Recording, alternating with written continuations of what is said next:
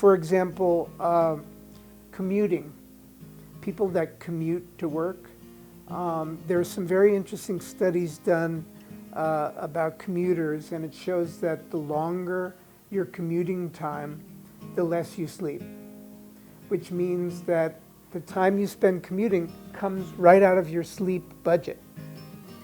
And we also know that the more hours you work a week, over 35 hours per week, the less you sleep. So there really is a kind of a balance. It's like a checkbook, like a bank account that has to be balanced between wakefulness and sleep. And people need to understand that I mean, not everyone can determine the conditions of their own life.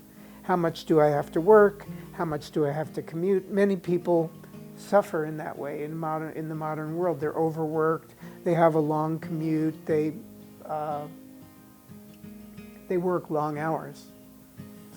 But I think it begins with self-awareness. If you're aware that that's where the problem is coming from, oh my goodness, I'm commuting 2 hours a day. Well, most people don't realize that that's undermining their sleep. So once you realize it, then you can start to ask questions and ask for what you need.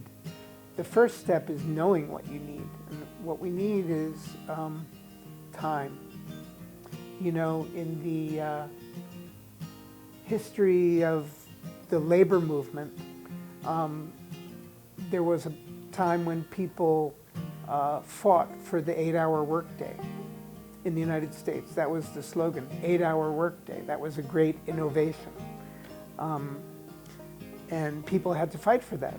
But what we don't remember is that at that time, the slogan was not just the 8-hour workday. The slogan was, give us an 8-hour workday, 8 hours to sleep, and 8 hours to do whatever we will.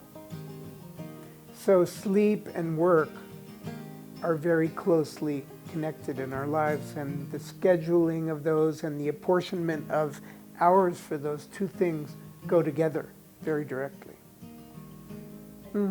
Yeah, I think people need to understand that relationship, and then they will know what to ask for, and if they need to fight for it, they'll know what to fight for.